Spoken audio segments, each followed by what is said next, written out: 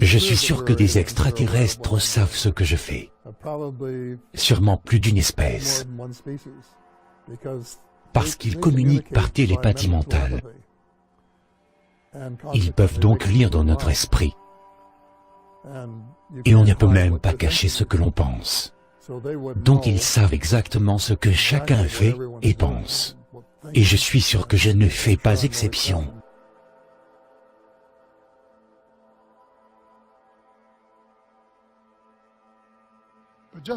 Tout comme les enfants qui croient à l'idée de l'existence de la petite souris et du Père Noël, et qu'ils oublient quand ils deviennent adultes, je pense que les citoyens qui paient des impôts sont en mesure d'accepter cette nouvelle réalité,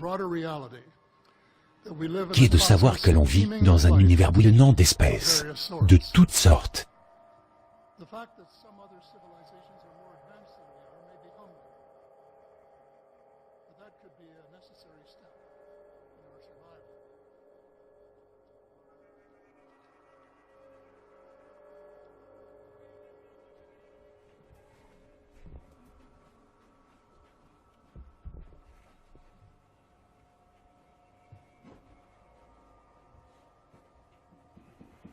C'est très lourd. Quand est-ce qu'il a été fait? Il y a 40 ou 50 ans. Quand j'étais au sommet de la gloire. C'était il y a longtemps. Mon intérêt pour les ovnis n'était pas très élevé jusqu'à il y a 8 ans. Quand j'étais ministre de la Défense, j'ai reçu des rapports d'observation, mais j'étais trop occupé à gérer l'armée canadienne pour me soucier de ces rapports. Je ne dirais pas que j'étais un sceptique, mais hésitant. Je ne savais pas s'ils existaient vraiment ou pas, mais il y avait un jeune gars à Ottawa, il s'appelait Pierre Junot. Il a commencé à m'envoyer des choses sur des cas ovnis. Et l'une des choses qu'il m'a envoyé un jour était un livre qui s'appelait « Le jour après Roswell ». Je l'ai trouvé absolument fascinant. Pendant que je le lisais, mon neveu m'a demandé quel était mon livre. Je lui ai dit ce que c'était, et il m'a dit qu'il était sceptique. Quelques jours plus tard, il m'a appelé pour me dire qu'il avait parlé avec le général. Il se trouve que c'était un général de l'armée de l'air américaine qu'il avait rencontré pendant sa carrière d'aviateur. Il lui a expliqué mon livre, et le général lui a répondu que tout était vrai, et qu'il y avait même plus encore. J'ai appelé le général. Et avant que je puisse lui dire bonjour, il m'a dit « Tout est vrai et il y a plus ». Il m'a dit qu'en fait, il y a eu plusieurs rencontres entre représentants américains et extraterrestres venus d'autres systèmes solaires. Et c'est avec ce témoignage du général que j'ai décidé d'en parler au public. Et c'était la première fois qu'un général d'un pays affirme que les ovnis étaient aussi réels que les avions qui volent au-dessus de nos têtes, et qu'il le disait sans aucune restriction de quelque façon que ce soit.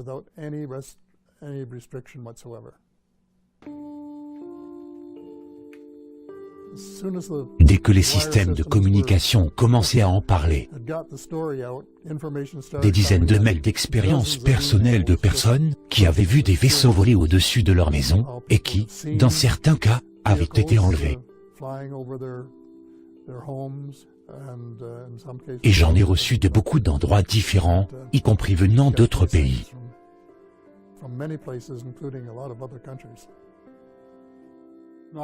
Je ne voudrais pas essayer de deviner combien d'espèces d'extraterrestres vivent actuellement sur Terre, car les observations gouvernementaux font état de plusieurs espèces différentes qui vivent ici parmi nous.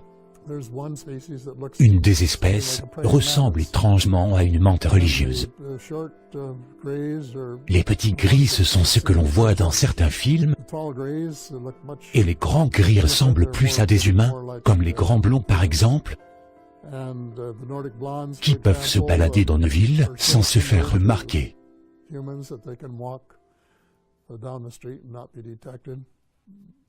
Aucun d'entre eux n'est vraiment similaire.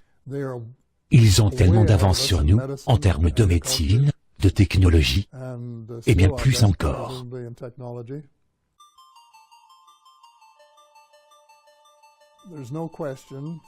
Il est évident que le gouvernement américain a pris toute cette idée de technologie avancée très au sérieux, et qu'ils ont investi des sommes colossales, peu après le crash de Roswell en 1947.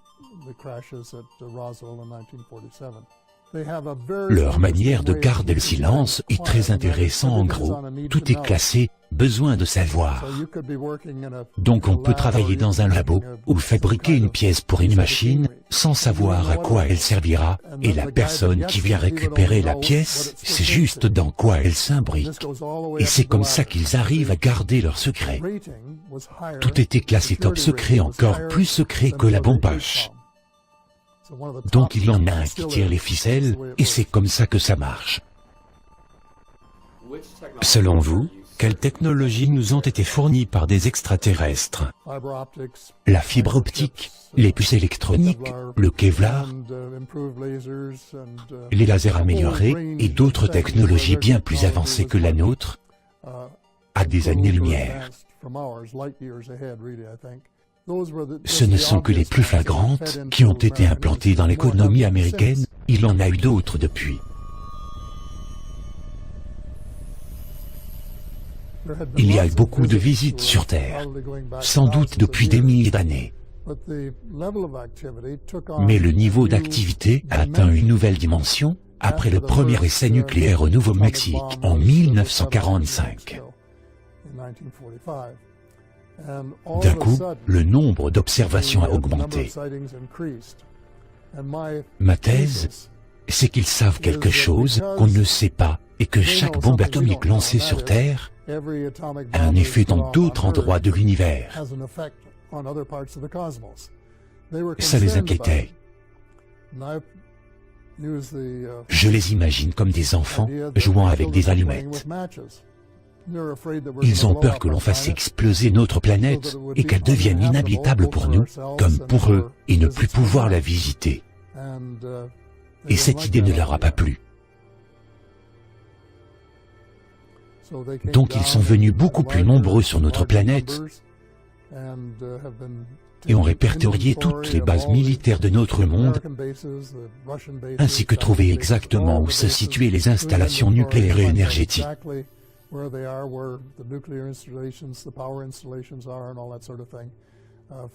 Dans quel but précisément, je n'en sais rien, mais ils gardent ces informations précieusement pour eux. Et si on commence à faire n'importe quoi à la Terre, ils pourraient essayer d'intervenir, et je dirais que je l'espère.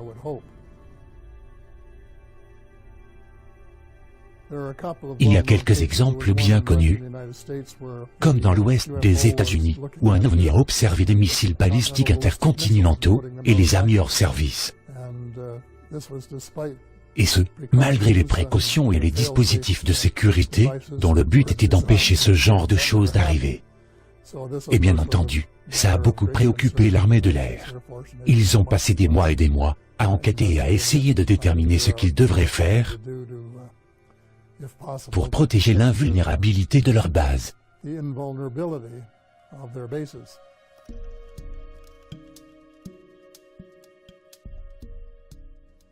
L'un des problèmes que j'ai eu quand j'ai fait mes déclarations, c'est que les journalistes me demandaient « Vous en avez déjà vu ?»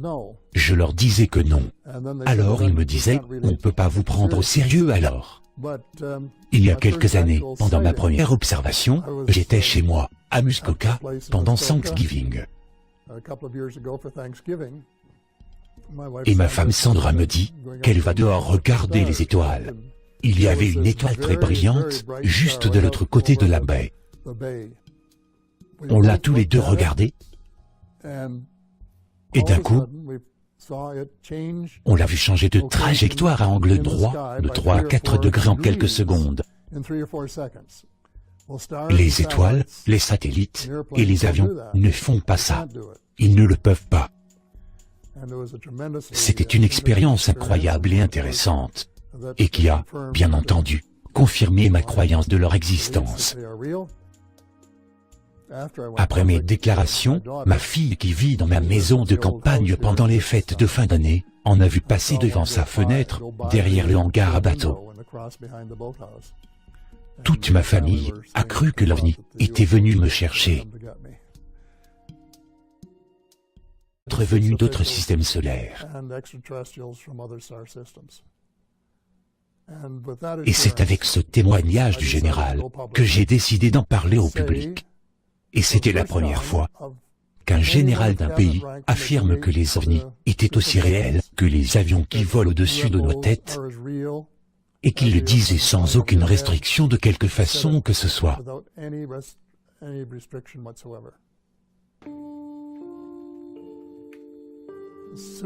Dès que les systèmes de communication ont commencé à en parler, des dizaines de mails d'expériences personnelles de personnes qui avaient vu des vaisseaux voler au-dessus de leur maison et qui, dans certains cas, avaient été enlevés. Et j'en ai reçu de beaucoup d'endroits différents, y compris venant d'autres pays.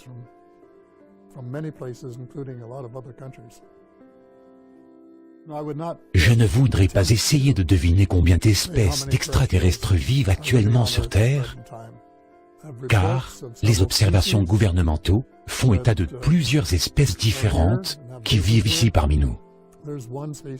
Une des espèces ressemble étrangement à une menthe religieuse. Les petits gris, ce sont ceux que l'on voit dans certains films, et les grands gris ressemblent plus à des humains, comme les grands blonds par exemple, qui peuvent se balader dans nos villes sans se faire remarquer.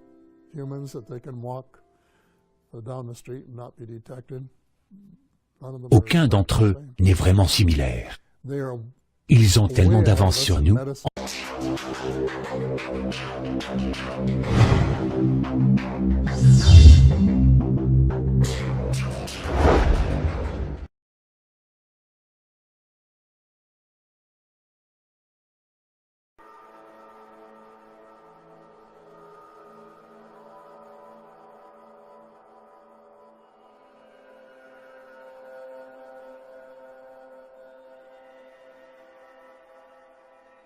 Je suis sûr que des extraterrestres savent ce que je fais. Sûrement plus d'une espèce. Parce qu'ils communiquent par télépathie mentale. Ils peuvent donc lire dans notre esprit. Et on ne peut même pas cacher ce que l'on pense. Donc ils savent exactement ce que chacun fait et pense. Et je suis sûr que je ne fais pas exception.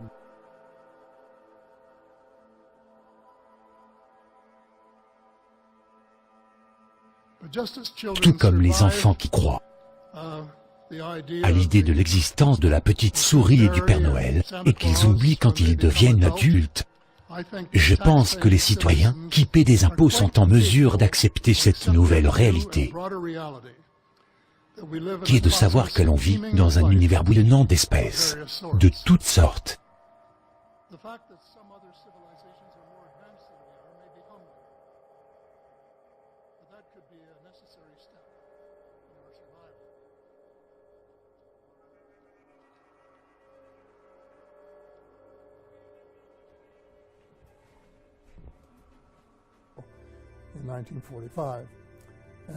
D'un coup, le nombre d'observations a augmenté. Ma thèse, c'est qu'ils savent quelque chose qu'on ne sait pas et que chaque bombe atomique lancée sur Terre a un effet dans d'autres endroits de l'univers. Ça les inquiétait. Je les imagine comme des enfants jouant avec des allumettes. Ils ont peur que l'on fasse exploser notre planète et qu'elle devienne inhabitable pour nous, comme pour eux, et ne plus pouvoir la visiter. Et cette idée ne leur a pas plu. Donc ils sont venus beaucoup plus nombreux sur notre planète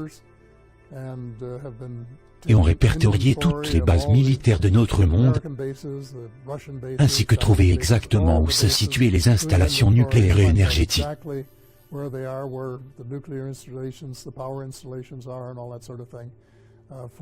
Dans quel but précisément, je n'en sais rien, mais ils gardent ces informations précieusement pour eux. Et si on commence à faire n'importe quoi à la Terre, ils pourraient essayer d'intervenir, et je dirais que je l'espère.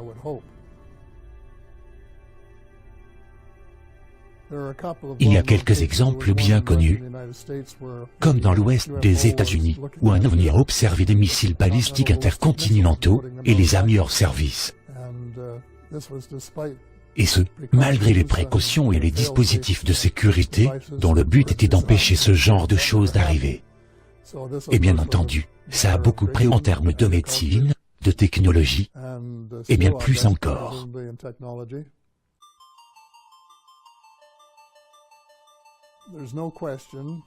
Il est évident que le gouvernement américain a pris toute cette idée de technologie avancée très au sérieux et qu'ils ont investi des sommes colossales peu après le crash de Roswell en 1947. Leur manière de garder le silence est très intéressante. En gros, tout est classé, besoin de savoir. Donc on peut travailler dans un labo ou fabriquer une pièce pour une machine sans savoir à quoi elle servira, et la personne qui vient récupérer la pièce sait juste dans quoi elle s'imbrique. Et c'est comme ça qu'ils arrivent à garder leur secret.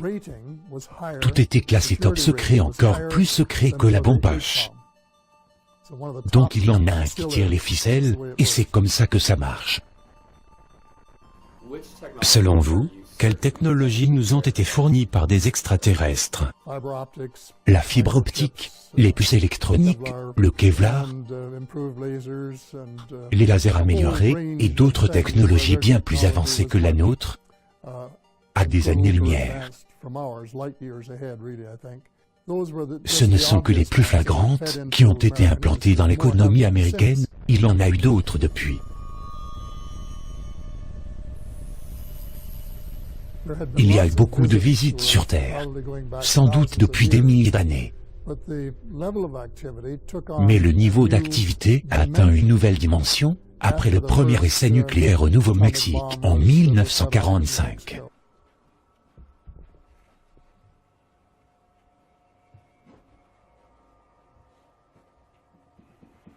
C'est très lourd. Quand est-ce qu'il a été fait? Il y a 40 ou 50 ans. Quand j'étais au sommet de la gloire. C'était il y a longtemps. Mon intérêt pour les ovnis n'était pas très élevé jusqu'à il y a 8 ans. Quand j'étais ministre de la Défense, j'ai reçu des rapports d'observation, mais j'étais trop occupé à gérer l'armée canadienne pour me soucier de ces rapports. Je ne dirais pas que j'étais un sceptique, mais hésitant. Je ne savais pas s'ils existaient vraiment ou pas, mais il y avait un jeune gars à Ottawa, il s'appelait Pierre Junot. Il a commencé à m'envoyer des choses sur des cas ovnis. Et l'une des choses qu'il m'a envoyé un jour était un livre qui s'appelait « Le jour après Roswell ». Je l'ai trouvé absolument fascinant. Pendant que je le lisais, mon neveu m'a demandé quel était mon livre. Je lui ai dit ce que c'était, et il m'a dit qu'il était sceptique. Quelques jours plus tard, il m'a appelé pour me dire qu'il avait parlé avec le général. Il se trouve que c'était un général de l'armée de l'air américaine qu'il avait rencontré pendant sa carrière d'aviateur. Il lui a expliqué mon livre, et le général lui a répondu que tout était vrai, et qu'il y avait même plus encore. J'ai appelé le général. Et avant que je puisse lui dire bonjour, il m'a dit « Tout est vrai et il y a plus ». Il m'a dit qu'en fait, il y a eu plusieurs rencontres entre représentants américains et extraterrestres